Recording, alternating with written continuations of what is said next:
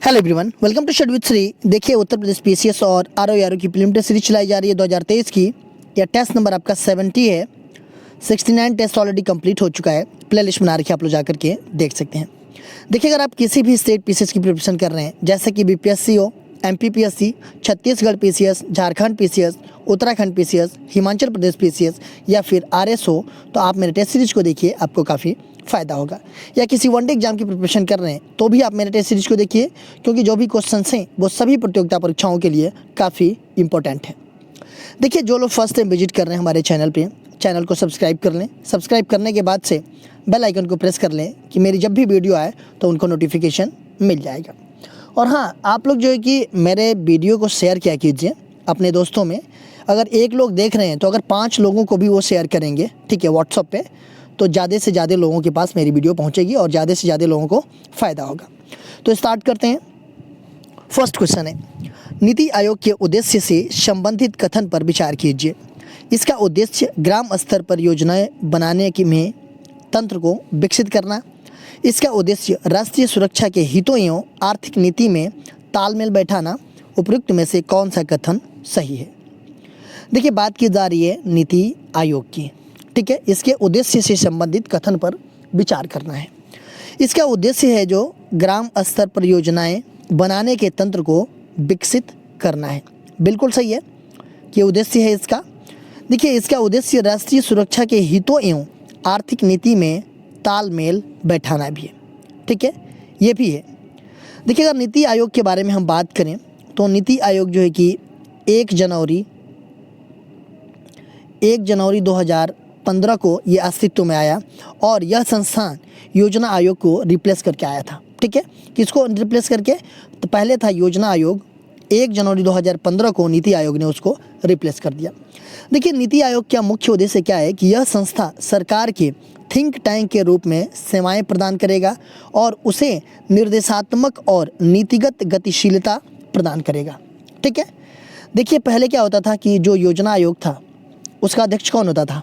उसका पदेन अध्यक्ष जो है कि प्रधानमंत्री जी होते थे। और नीति आयोग का भी पदेन अध्यक्ष कौन होता है? तो ये भी प्रधानमंत्री जी होते हैं।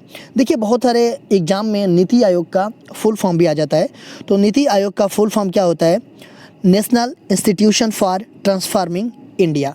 तो ये हो जाएगा, ये दोनों सही है, तो 1 और 2 दोनों। संपूर्ण ग्रामीण रोजगार योजना कब प्रारंभ की गई थी? 1 सितंबर 2001 को, 1 सितंबर 2002 को, 1 सितंबर 2003 को, 1 सितंबर 2004 को। बात की जा रही है संपूर्ण ग्रामीण रोजगार योजना की। ये कब प्रारंभ की गई थी?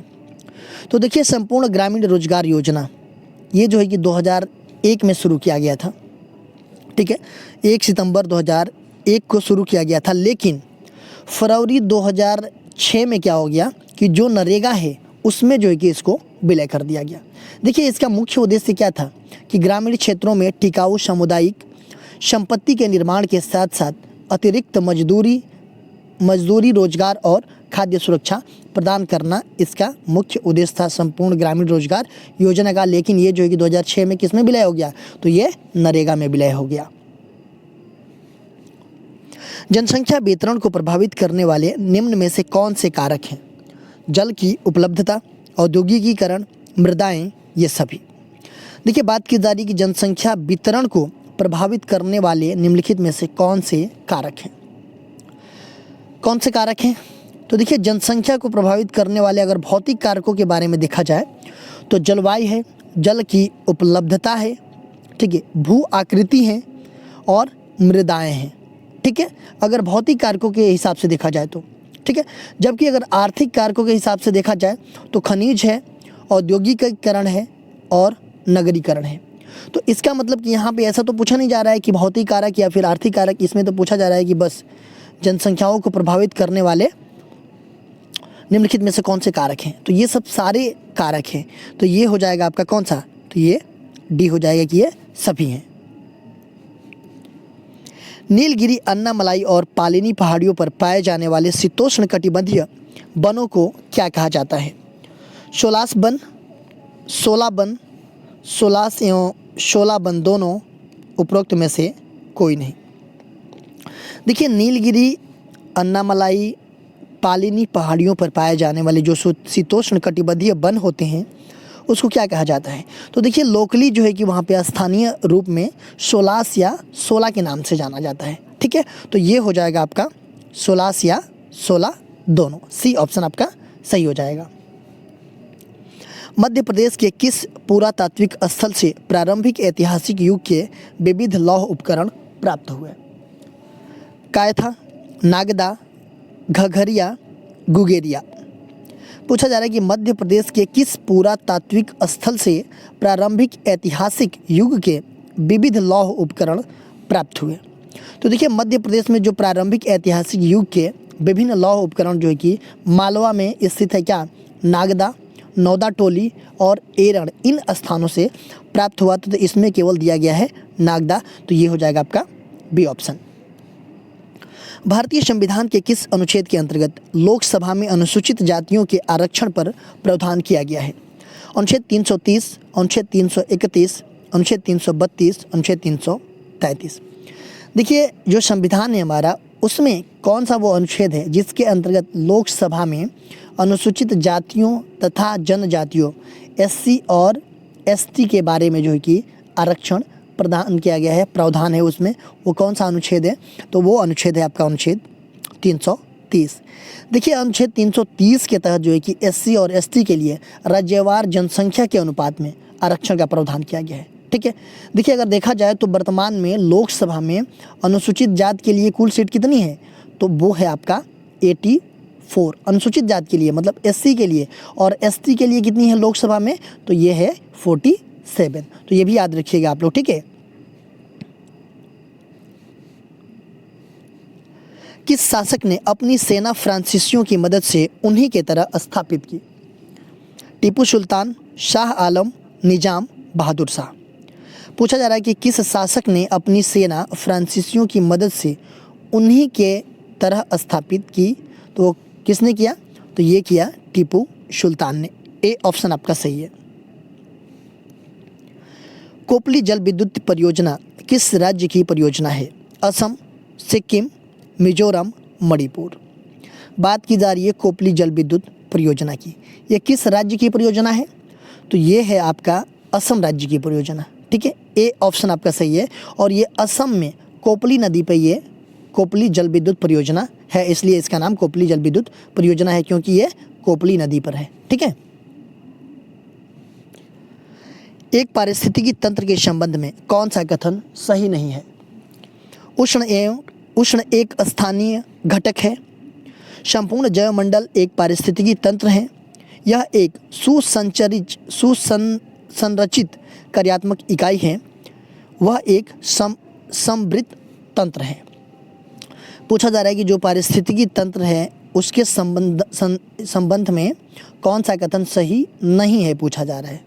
ठीक है, तो देखिए उष्ण एक स्थानीय घटक है। ठीक है, ये भी सही है। संपूर्ण जैवमंडल एक पारिस्थितिकी तंत्र होता है, बिल्कुल सही है कि संपूर्ण जैवमंडल जो है कि एक पारिस्थितिकी तंत्र ही है, और यह एक सुसंरचित कार्यात्मक इकाई है। देखिए ये भी आपका सही है। यह एक समृद्ध तंत्र है। देखिए समृद्ध का मतलब क्या है कि जो पारिस्थितिकी तंत्र है ये बोला जा रहा है कि क्लोज सिस्टम है, तो पारिस्थितिकी तंत्र क्लोज सिस्टम थोड़े है। ये समृद्ध का मतलब यही होता है। ठीक है, कि ये एक क्लोज सिस्टम, बट पारिस्थितिकी तंत्र है ये क्लोज सिस्टम नहीं है, ये एक जो कि खुला तंत्र है। ठीक है, जिसमें जो है कि ऊर्जा का निवेश और निकास होता रहता है। तो ये गलत पूछा जा रहा है इसमें, तो ये हो जाएगा आपका डी ऑप्शन। पंपास एवं स्टेपीज किस श्रेणी में आते हैं? उष्णकटिबंधीय घास के मैदान, निम्न अक्षांशीय घास के मैदान, मध्य अक्षांशीय घास के मैदान, उच्च अक्षांशीय घास के मैदान। पूछा जा रहा है कि जो पंपास है और स्टेपीज है ये किस श्रेणी में आते हैं? देखिए ये दोनों क्या है ना, ये घास के मैदान है। अलग अलग कंट्री में अलग अलग जगहों पे अलग अलग चीज़ें बोली जाती है। ठीक है, अगर देखा जाए अर्जेंटीना में तो घास के मैदान को क्या बोला जाता है? तो पंपास बोला जाता है। ठीक है। अमेरिका में देखा जाए तो यहाँ पे जो है कि प्रेरी बोला जाता है। अफ्रीका में देखा जाए तो यहाँ पे वेल्ड बोला जाता है, और एशिया में जो है कि इसके स्टेपीज बोला जाता है, और ऑस्ट्रेलिया में इसे डाउन बोला जाता है। तो ये घास के मैदान है, अलग अलग जगहों पे अलग अलग नाम से जाना जाता है। और ये जो पूछा जा रहा है कि पंपास और स्टेपीज ये किन श्रेणी में आते हैं, तो ये आते हैं मध्य अक्षांशीय घास के मैदान श्रेणी में। ये सी ऑप्शन आपका सही है। भारत के विभाजन के लिए 3 जून 1947 की योजना को कहते हैं? वावेल योजना, क्रिप्स योजना, कैबिनेट मिशन योजना, माउंटबेटन योजना। देखिए, भारत के विभाजन के लिए जो 3 जून 1947 की योजना है उसको क्या कहते हैं? तो वो है आपका माउंटबेटन योजना। देखिए, माउंटबेटन योजना ये जो है कि भारत और पाकिस्तान के बंटवारे से संबंधित है। ऐसा हुआ कि पहले जो है कि कौन गवर्नर थे? तो वेबल जो है कि वायसराय थे, वायसराय जो है कि वेबल थे। उनके जगह पे लॉर्ड माउंटबेटन को वायसराय बना करके भारत भेजा गया। ठीक है। वो कब आए? तो वो आए 24 मार्च 1947 को। वो 24 मार्च 1947 को भारत आए गवर्नर बन करके। ठीक है। और विभिन्न नेताओं से इन्होंने विचार विमर्श किया। ठीक है, बहुत सारे नेताओं से इन्होंने विचार विमर्श किया, और उसके बाद से वो वापस लंदन चले गए। ठीक है। वहाँ पे क्या किए कि वहाँ पर जा कर के ब्रिटिश सरकार के सामने देश विभाजन की अपनी योजना प्रस्तुत की। ठीक है, देश विभाजन मतलब भारत और पाकिस्तान के विभाजन की योजना वहाँ पे प्रस्तुत किया। और ये जो है कि वहाँ पे जब प्रस्तुत किए तो ये योजना पर जो है कि सहमति प्राप्त हो गई, और सहमति प्राप्त करके उन्होंने फिर वापस जो है कि भारत आ गए।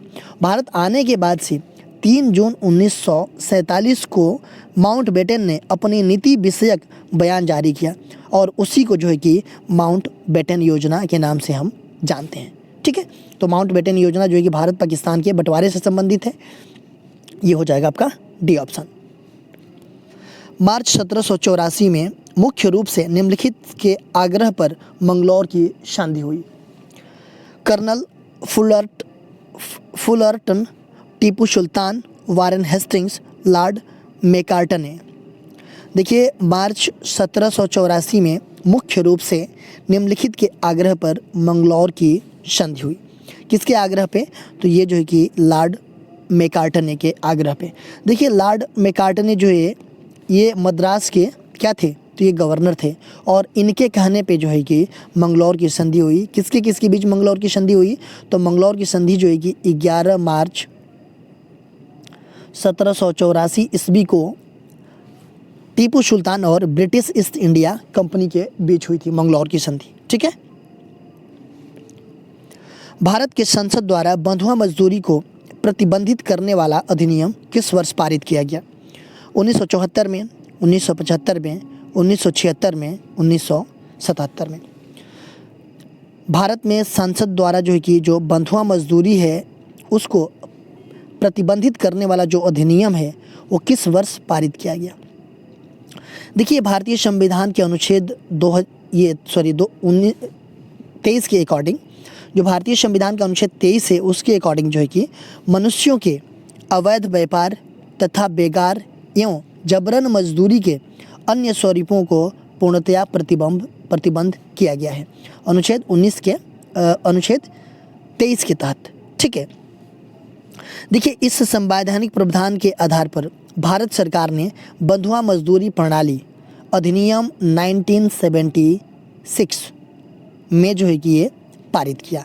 तो ये हो जाएगा 1976, ये सी ऑप्शन हो जाएगा। जब प्रकाश एक माध्यम से दूसरे माध्यम में जाता है तो निम्न में से कौन सा एक अपरिवर्तित हो जाता है? वेग, तीव्रता, तरंगदैर्ध्य, आवृत्ति। देखिए, जब प्रकाश एक माध्यम से दूसरे माध्यम में जाता है तो इसमें पूछा जाए कौन सा एक अपरिवर्तित रहता है। देखिए, जब प्रकाश जो है ना एक माध्यम से दूसरे माध्यम में जाता है तो उसका जो वेग होता है, तरंगदैर्ध्य होता है और अपवर्तनांक होता है, ये क्या होता है कि परिवर्तन हो जाता है। मतलब ये जो है कि परिवर्तित हो जाता है। कौन कौन सा चीज़ है? वेग, तरंगदैर्ध्य और अपवर्तनांक, ये परिवर्तित हो जाता है। लेकिन जो आवृत्ति होती है वो चाहे एक माध्यम से दूसरे माध्यम में जाए, चाहे दूसरे माध्यम से एक माध्यम में है, ये जो है कि अपरिवर्तित रहती है। क्या? आवृत्ति। ठीक है। बाकी सब सारे चीज़ें जो है कि क्या हो जाती है? तो वो परिवर्तित हो जाती है। लेकिन यहाँ पूछा जा रहा है कि अपरिवर्तित क्या रहता है, तो वो रहता है आवृत्ति। एक कटा हुआ हीरा क्यों जगमगाता है? कुछ अन्य निहित गुण के कारण, प्रकाश के शोषण के कारण, इसकी आणविक संरचना के कारण, पूर्ण आंतरिक परावर्तन के कारण। देखिए, ये कटा हुआ जो हीरा होता है वो जगमगाता रहता है। क्यों? वो जो कि पूर्ण आंतरिक परावर्तन के कारण। देखिए, पूर्ण आंतरिक परावर्तन क्या होता है? देखिए, संघन माध्यम से विरल माध्यम में जाती हुई प्रकाश की किरण के जो आपतन कोण होता है उसका मान जो है कि क्रांति कोण के मान से अधिक हो जाता है। तब वह क्या होता है कि वह किरणें वापस उसी माध्यम में लौट जाती है और इसे ही प्रकाश का पूर्ण आंतरिक परावर्तन कहते हैं। तो ये हो जाएगा आपका डी ऑप्शन। आलू विकास एवं शोध संस्थान कहाँ स्थित है? मुजफ्फरनगर, शिमला, बिहार शरीफ, भागलपुर। देखिए, आलू विकास एवं शोध संस्थान ये कहाँ पे सिचुएटेड है? तो ये सिचुएटेड है आपका शिमला में। बी ऑप्शन आपका सही है। शिमला कहाँ पड़ता है? तो ये हिमाचल प्रदेश में पड़ता है। देखिए, जो आलू विकास एवं शोध संस्थान है इसको शुरू किया गया था 1949 में। कहाँ पे? तो ये बिहार पटना में स्थापित किया गया था। ठीक है, 1949 में ये कहाँ पे स्थापित किया गया था? पटना में स्थापित किया गया था। बट आलू प्रजनन के संकरण कार्य को सुविधाजनक बनाने और आलू के जो बीज हैं उनको स्वस्थ बनाए रखने के लिए जो है कि 1955 में जो है कि ये बिहार से, पटना से ये ट्रांसफ़र कर दिया गया। कहाँ पे? शिमला में, 1955 में। तो ये हो जाएगा आपका बी ऑप्शन। भारत में कागज उद्योग का पृथक सफल कारखाना सन 1867 ईस्वी में निम्नलिखित में से किस स्थान पे लगाया गया? ट्रंकुबार चेन्नई, बालीगंज कोलकाता, लखनऊ उत्तर प्रदेश, श्रीरामपुर पश्चिम बंगाल। भारत में कागज उद्योग का पृथक सफल कारखाना जो कि 1867 ईस्वी में किस स्थान पे लगाया गया? तो ये लगाया गया था बालीगंज कोलकाता में। निम्नलिखित में से कौन सा भारत में लोहा तथा इस्पात का सबसे बड़ा उत्पादक है? राउरकेला, बोकारो, दुर्गापुर, भिलाई। पूछा जा रहा है कि लोहा तथा इस्पात का सबसे बड़ा उत्पादक कौन है? कौन है? तो वो है आपका भिलाई। भिलाई कहाँ पे पड़ता है? तो ये छत्तीसगढ़ में पड़ता है और ये जो है कि सोवियत संघ के सहयोग से इसको बनाया गया था। राउरकेला की अगर हम बात करें तो ये उड़ीसा में पड़ता है और 1959 ईस्वी में ये जर्मनी के सहयोग से इसको स्थापित किया गया था। बोकारो ये जो है कि झारखंड में पड़ता है, ये सोवियत संघ की सहायता से इसकी स्थापना किया गया था। और दुर्गापुर कहाँ पड़ता है? तो ये पड़ता है आपका पश्चिम बंगाल में, ये जो कि यूनाइटेड किंगडम के सहयोग से इसको स्थापित किया गया था। तो ये हो जाएगा आपका डी ऑप्शन। भारत में सीमेंट उत्पादन में भारत में सीमेंट उत्पादन में प्रथम स्थान वाला राज्य? आंध्र प्रदेश, राजस्थान, मध्य प्रदेश, गुजरात। भारत में सीमेंट उत्पादन में प्रथम स्थान वाला राज्य कौन सा है? तो वो है आपका मध्य प्रदेश। सी ऑप्शन आपका सही है। किस शिपयार्ड में नाविक जहाज, माल ढोने वाले नावें, छोटे जहाज, ड्रेजर्स इत्यादि निर्मित होते हैं? Garden Reach shipyard, Mazagon shipyard, Cochin shipyard, Hindustan shipyard. पूछा जा रहा है कि किस शिपयार्ड में नाविक जहाज, माल ढोने वाले नावें, छोटे जहाज, ड्रेजर्स इत्यादि निर्मित होते हैं? कहाँ पे निर्मित होते हैं? तो वो निर्मित होते हैं गार्डन रिच शिपयार्ड में। ए ऑप्शन आपका सही है। देखिए, अगर हम बात करें garden rich ship builders and engineers limited की, तो ये भारत सरकार के जो रक्षा मंत्रालय है उसके नियंत्रणाधीन एक सार्वजनिक क्षेत्र का उपक्रम है। और यह कहाँ पे है? तो ये आपका कोलकाता में स्थित है।